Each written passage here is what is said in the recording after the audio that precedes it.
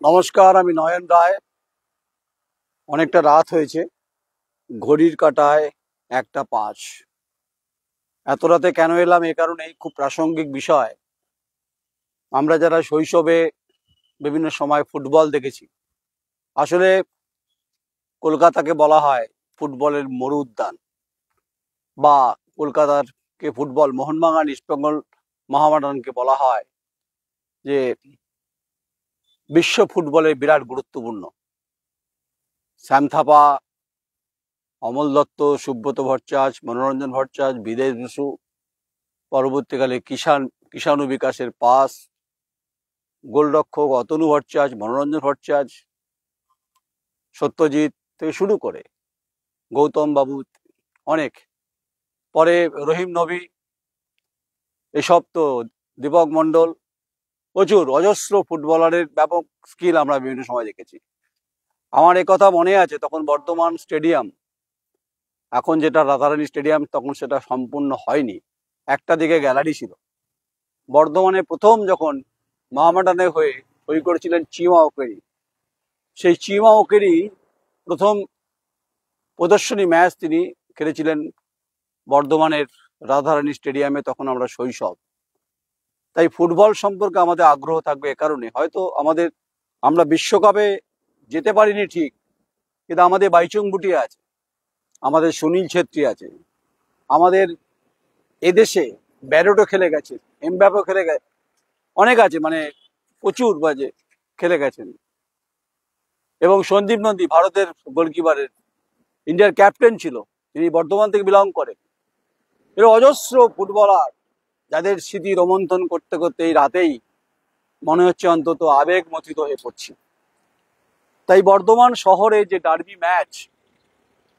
Derby ম্যাচকে ঘিরে একটা কালো অশনি সংকেত দেখা দিয়েছে বলে আমার কাছে সংবাদটা আসার পরে মনে হয়েছে, একটি সাংবাদিকতা, সৌন্দর্য এবং সেই সৌন্দর্যায়নের মধ্য দিয়ে যাতে ফুটবল তার সময়মায় ফিরে যেতে পারে, হিত গৌরবকে সম্মানিত করতে পারে, গৌরবান্বিত করতে পারে বাঙালি সমাজকে।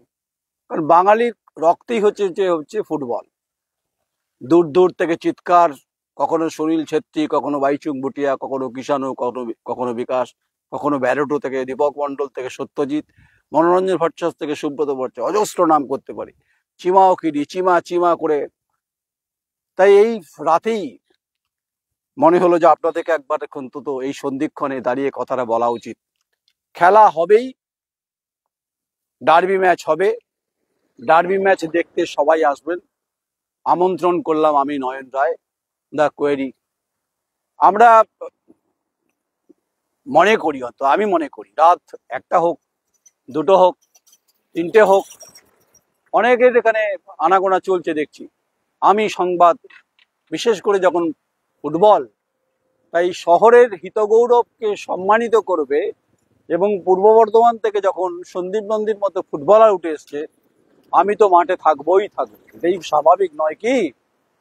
আসলে এই মিউনিসিপাল বয়েজ স্কুলের যিনি গভর্নিং বডির প্রেসিডেন্ট, তাকেও বলা হয়েছে, যারা এই উদ্যোক্তা শিশির সাথী ফাউন্ডেশন, তারা চিঠি করেছেন, এবং চিঠির পরিপ্রেক্ষিতে এখানকার যিনি ইনচার্জ হেডমাস্টার মশাই ডে সেকশনে, তার কাছে অনুমতি পত্র মারফত গেছে, এবং সে পত্র মারফত যখন চিঠি যায় তাতে সম্মতি দেওয়া হয়।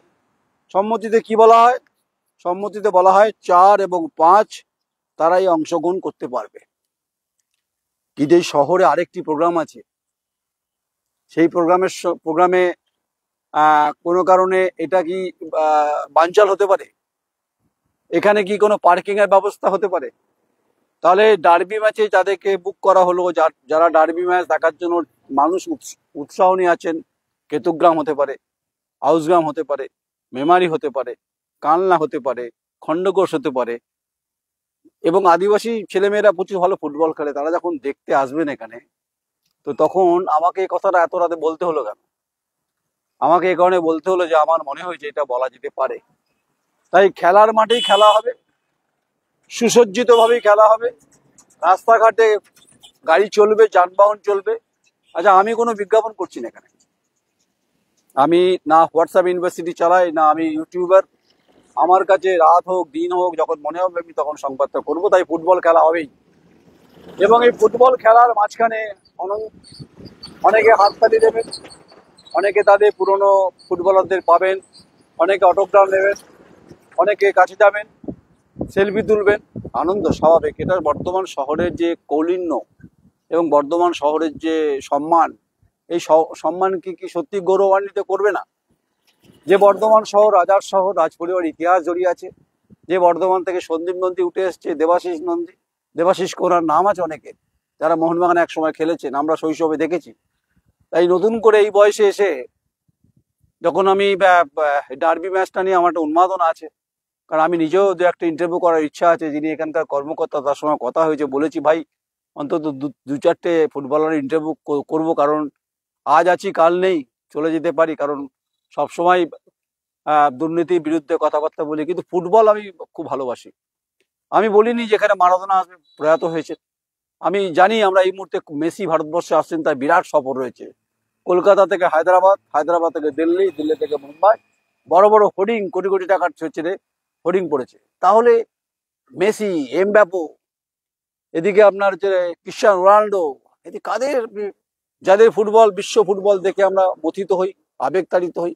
তেমনি এ বাংলায় তো মেসি রয়েছে, এ বাংলায় তো রয়েছে এমবাপ্পে, এ বাংলায় তো সালেক রয়েছে, এ বাংলায় তো হচ্ছে মারাদোনা নেই, প্লাতিনি রয়েছে, তো নেই মনোরঞ্জন ভট্টাচার্য, শিশির ভট্টাচার্য, কৃষ্ণেন্দু নেই, কৃষাণু নেই, বিকাশ নেই, সুব্রত ভট্টাচার্য, অমল দত্ত, পিকে ব্যানার্জি, চুনি গোস্বামী, কাদের নাম কর, শৈলেন মান্না, খালি পায়ে ফুটবল খেলেছেন তখন ব্রিটিশ পিরিয়ড। কি করে ভুলে যায় গন্ধমাখা ফুটবলের গল্প আর ছবি, হই হই করে যখন যুবভারতী ক্রীড়াঙ্গন বামফ্রন্ট তৈরি করেছে, কিন্তু যখন মোহনবাগান মাঠে বা ইস্টবেঙ্গল মাঠে যখন হতো, এই তখন হই হই করে চিৎকার তো হতো। তাই এই টাউন হলের মাঠে যখন হই হই করে চিৎকার হবে, যখন ব্যারেটো বয়স হয়েছে, কিন্তু তার জনপ্রিয়তা বিরাট, ব্রাজিল থেকে আসছেন। তাই এতগুলো কথা বলার অর্থই হচ্ছে দুটো অনুষ্ঠানকে নিয়েই হচ্ছে যে অনুষ্ঠান হোক না, আপত্তি নেই, কিন্তু বর্ধমানে বহুদিন পর যখন এই ধরনের অনুষ্ঠান হচ্ছে, বিশেষ করে ডার্বি ম্যাচ, আসুন না সবাই মিলে শীতের দুপুরে একটু এক চিলতে রোদ ভাগ করে নিই। আমার মনে হয় এক চিলতে রোদ ভাগ করে নিলে কারো কোনো অসুবিধা হওয়ার কথা নয়। এখানে কোনো রাজনীতির রং আমি পিচকারি নিয়ে খেলতে আসিনি এত রাতে, ঘড়ির কাঁটায় 1:10 নিশ্চয়ই আসেনি। আমি মনে করি 24 ঘন্টায় কর্মরত থাকে সাংবাদিকরা হচ্ছে অতন্ত্র প্রহরীর ভূমিকায় কাজ করে, অনেকের অখুশি হয়, অনেকে রেগে যায়। আমি এখানে কাউকে খুশিও করতে আসিনি, কাউকে রাখাতেও আসিনি।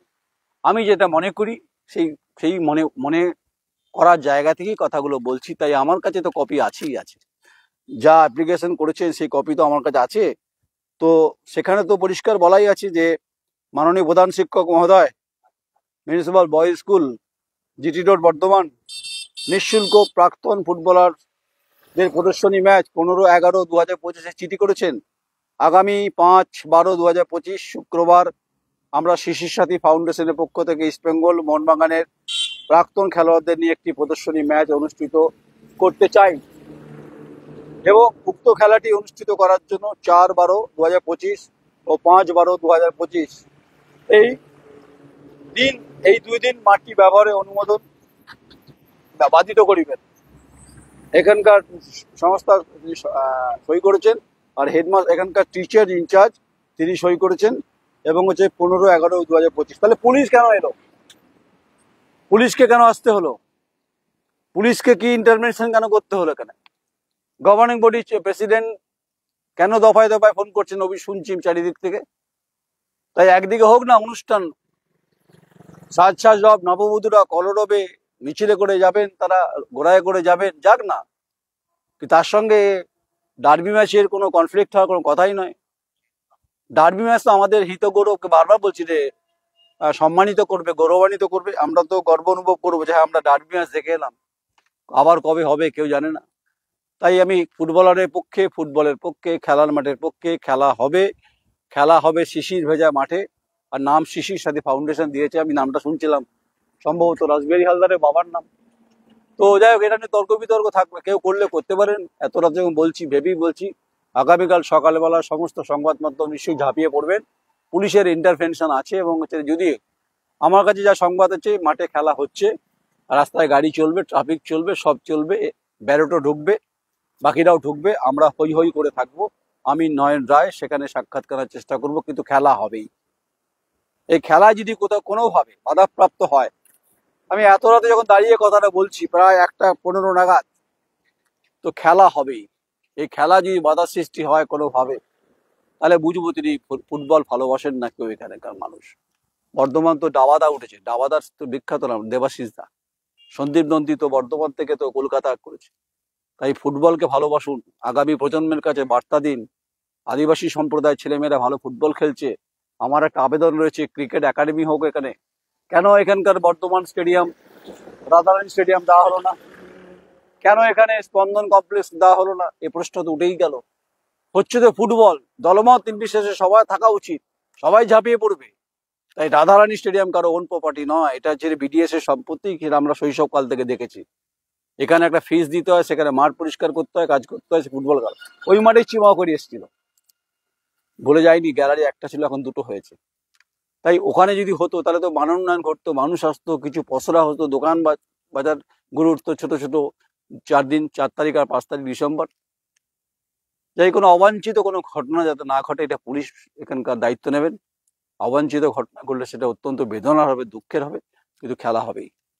এই খেলায় সবাই পুলিশও থাকবে, এ খেলায় সিভিকও থাকবে, এ খেলায় নয়ন রায় থাকবে, অগণিত বাংলার পূর্ব বর্ধমান জেলার যে 16টা বিধানসভার সমস্ত যারা ফুটবল ভালোবাসে তারা থাকবেন। এখানে অনেক অনেক প্রাক্তন ফুটবলার আছেন যারা বর্ধমানে একসময় জেলা কাঁপিয়েছেন, তারাও থাকবেন। প্রত্যেকের শুভেচ্ছা অভিনন্দন থাকবে। তাই ডার্বি ম্যাচ ইস্টবেঙ্গল মোহনবাগান প্রাক্তনীদের হবে, হবে, হবেই। কোনো ডিস্টারবেন্স না হয় এদিকের ব্যাপারে, এই ব্যাপারে সতর্ক থাকা উচিত পুলিশ সুপার, ডিস্ট্রিক্ট ম্যাজিস্ট্রেট এবং বর্ধমান থানা আইসি নিশ্চয়ই স্বতঃপ্রণোদিত উদ্যোগ নিয়ে এই ফুটবলকে সুসজ্জিত করবেন, যেন আই লাভ বর্ধমান যখন বলি, যেন কোনোভাবে যেন কালেমা লিপ্ত না হয়, এটুকু রেসপন্সিবিলিটি আপনি মেনটেন করবেন। আমি আপনার বিরুদ্ধে বলিনি। তাই পুলিশের শাসন থাকবেই, কিন্তু পুলিশ যদি কোনো পক্ষ অবলম্বন নিশ্চয়ই করবেন না, আশা করি। অন্তত সামনে ভোট, এমনি বাজার গরম আছে, তাই ফুটবলটা হতে দিন। সুন্দর বিকশিত সমাজ ব্যবস্থা গড়ে তোলার ক্ষেত্রে আগামী প্রজন্ম যখন নতুন করে দিশা খুঁজতে চাইছে, যখন সারা বিশ্ব ফুটবল যখন কার্যত কাঁপিয়ে বেড়াচ্ছে, সেখানে বাংলার ফুটবল গুরুত্বপূর্ণ ভূমিকা নিচ্ছে। যে ডার্বি ম্যাচ থেকে কিছু শিশির কণা তো নিয়ে যেতে পারে ছেলেমেয়েরা, তারা আদিবাসী সমাজ হতে পারে, সামাজিক সমাজ হতে পারে, জনজাতি হতে পারে। তারা আগামী দিনে নতুন নতুন করে ভাবনা নিয়ে তারা ব্যারেটোকে দেখে যাবেন, অনেককে দেখে যাবেন, এবং আগামী দিনে তারা ব্যারেটো হওয়ার চেষ্টা করবেন। তার জন্য দরকার প্রশিক্ষণ, তার জন্য দরকার অর্থ, তার জন্য দরকার পরিকাঠামো, তার জন্য দরকার সরকার, যা মুখ্যমন্ত্রী পছন্দ করেন। ভালো লাগলে কমেন্টস করবেন, আর না হলে আপনাদের মত আপনাদের উপর ছাড়লাম। কিন্তু খেলা হবেই। এই খেলা যখন হবে, আমি রাত 1:20 বলছি, এই খেলা হবেই। এই খেলা দেখতে সবাই আসবেন, আমিও আসবো। নমস্কার, আমি নয়ন রায়।